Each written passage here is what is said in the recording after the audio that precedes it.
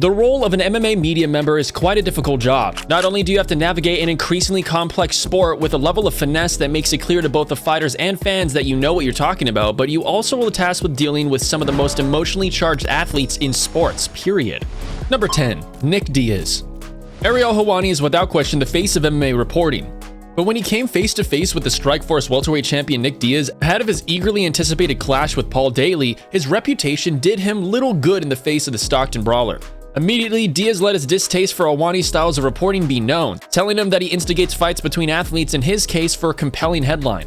Ariel, to his credit, maintained a level head throughout the interview, calmly asking Nick exactly why that was such a problem. In response, Diaz, while admitting that yes, instigating fights does in some way fall under his job description, countered by telling the veteran reporter that people like him get slapped where he's from. It was an instantly iconic moment and one that only served to further Nick's reputation as one of the most relatable fighters to ever lace up gloves. You know, Something against me? Do you not like me, Nick? I feel like you instigate fights quite a bit, but you know, that's Fights between the fighters? yeah. I mean, maybe that's your job, but where I come from, you know, people like that get slapped. Number 9. Mirko Cro Cop. Though not a reporter per se, the legendary commentator Mario Ronaldo's time with the Pride organization saw him interview some of the biggest names in the sport of mixed martial arts. And on one memorable occasion, Ronaldo found himself in something of a tense spot. While interviewing the icon Mirko Cro Cop, there was a very tense atmosphere as Cro Cop repeatedly criticized Ronaldo for his commentary of a past fight he was featured in. You was a commentator on my last fight, right? That's right. Against Nogueira, right? No, that wasn't me. I was a commentator against Dos Caras. Mario, in defending himself, tried his hardest to remind Cro Cop that he did not, in fact, commentate on the particular bout that they were discussing. Hey, I don't know which show it is, but I just didn't like your sound, okay? Because Right. I heard Mr. Bas, I heard you, Right. I heard your voice, and it was not correct because I always fair with you. Yeah.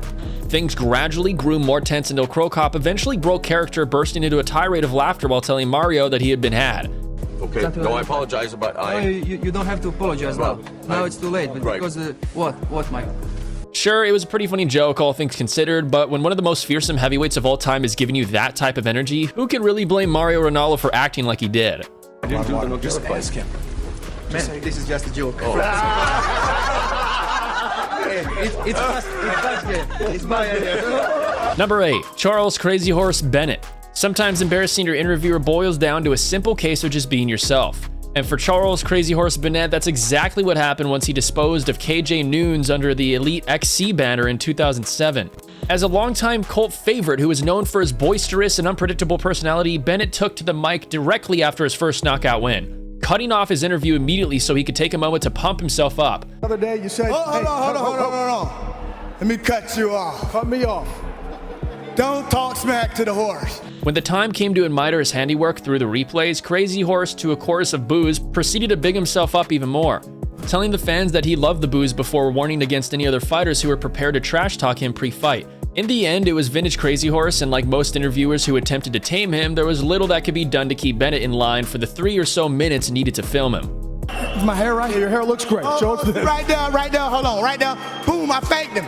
Oh, shit, I didn't, whoa, that was, whoa. Number 7. Hector Lombard. Some reporters have a real lack of respect for what these fighters go through when they walk into the cage. And for one unlucky journalist who interviewed the former Bellator middleweight champion Hector Lombard in the aftermath of somewhat an underwhelming knockout victory, it was pretty clear that this reporter certainly fell into that category. Asking the Cuban why the fight went the way it did, he certainly managed to hit a nerve, causing Lombard to make several pointed responses to this one particular media member. Hector, obviously the knockout was what it was, but those first 2 rounds, for a lot of fans and a lot of people watching, left a lot to be desired. What happened in those first couple rounds? Clearly, the line of questioning was in bad state, and while things didn't get overly heated, Lombard, to his credit, did an excellent job of putting this reporter in his place. Let's go back to Hector Lombard first. Hey man, yo, last time when I fought Slammic, I was sick, so you know, alright? I was really sick, fever, vomiting, etc., alright? And I pulled out the fight. MMA isn't like most sports, and unfortunately for its reporters, a lot of the questions you would ask without thinking to any other athletes will likely come off as disrespectful, leaving you in a situation like this one guy did. Number 6. Quinton Rampage Jackson. The sometimes tense, sometimes brotherly relationship that exists between the former Pride and the UFC light heavyweight champion Quinton Rampage Jackson and the veteran reporter Ariel Helwani has gifted fans with some of the most memorable moments in the era in question. Though he's always sure to come at Helwani with as much attitude as possible, it's not hard to see the playfulness that lingers beneath the surface, as these two polar opposite characters do what they can to get on each other's nerves. In one memorable exchange, Rampage was doing what he does best, big brothering Helwani at every turn, never giving him a straight answer and turning the tables back on the interviewer at every opportunity. And then in one now iconic moment, the multiple-time world champion decided to slap Helwani in the face. In jest, of course, but either way, it was still one of the funniest moments that you'll likely ever see in mixed martial arts interviews. I forgot what I was saying, because I smelled gas and we got people sneezing. Well, let me ask you a quick question. No, I'm going to remember right now. Hell wrong with you? Number 5, Jon Jones. For years, Jon Jones was accused by the fans and media members alike of being fake as he pushed this clean image of himself during his initial rise through the sport. Now a major superstar for the company, this legendary athlete now has the freedom to be a bit more relaxed in front of the camera. And when asked a question by veteran MMA reporter personality like Luke Thomas, Jones, who had been clearly incensed by something Thomas has said in the past, left Luke quite embarrassed as he told him he didn't like him, so he refuses to answer his questions. Jon, you're 30 now, so I'm wondering, as you turn 30, I guess on the 19th of July, what would you say about your 20s? Was it good? Was it bad? Was it somewhere in between? How would you look back on that decade in your life? I don't really like you, Luke, so I'm not going to answer your question. To those who know Luke Thomas, his style of analysis may be off-putting due to his sharp and determined takes on the sport and its inhabitants. For Jones, a line that was clearly crossed, and from this moment onwards, he would never speak with Thomas again. Number 4, Chael Sonnen. Let's get something out of the way. Chael Sonnen and ESPN's Dan Le Batard do not get along. This has been apparent since the first time they ever spoke, and for the interview in question here, the tension was palpable as soon the ESPN anchor started to question the bad guy about his upcoming showdown with the UFC light heavyweight champion Jon Jones. Been unusually respectful to Jon Jones. I'm not used to hearing you this way. Well, Le Batard, I don't have all the details, but if you said it, you're most likely wrong. Le Batard was clearly trying to rattle Sonnen at every turn, asking questions that were loaded with subtle insults that Chael clearly picked up on straight away. How can that be accurate, Chael? How can you make more for these fights than the champion? How can I not? I'm the biggest draw. I'm the one selling them out. The resulting interview was a masterclass from the West Linn, Oregon native on how to deal with a potentially volatile situation. And generally in television, the director makes more than the talent, but something tells me that you're probably doing better than the guy holding this camera right now. We all know that Sonnen is a quick thinker and a smooth talker, but it could be said that he's always saved his best work for the more combative environments that he often finds himself in.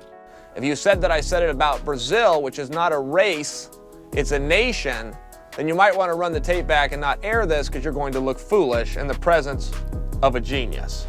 Number 3, Kevin Randleman. Okay, fair enough, this one was clearly in jest, but how could we not include the iconic moment shared between MMA legend turned Pride commentator Bas Rutten with the late great former UFC heavyweight champion Kevin Randleman? With their closely contested in-ring showdown as the subject in conversation, Rutten, despite working in the media role, made sure to remind Randleman that he in fact was declared the victor of their matchup, no matter how close Kevin felt it actually was. There were judges, 3 judges, 2 judges were for me, 1 was for you. Ta-da! The bit was staged, obviously, but there was something truly hilarious about the way Rutten's demeanor changed as Randleman broke one of his cardinal rules. But man, no, thank you very much. Let's go back. Okay, O'Hara. Wait, I told you not to touch me, okay? Jesus!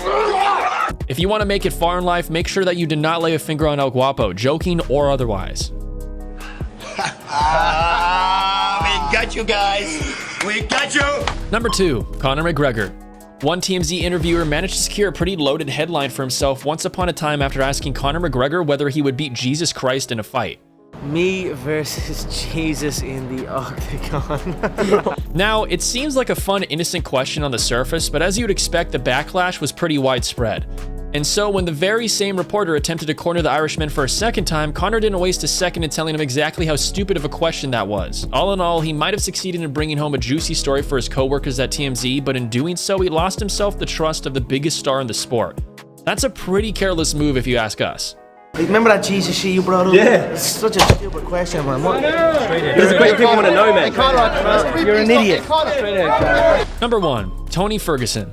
And finally, we come to perhaps the most unique interview in the game today, the future Hall of Famer Tony Ferguson. Now, anyone who knows El Cacoy knows that he's widely unpredictable, both inside the cage and in the media scrum situation. And upon being asked by one particularly nosy journalist about his recent struggles with mental health, Ferguson was sharp and decisive in his response.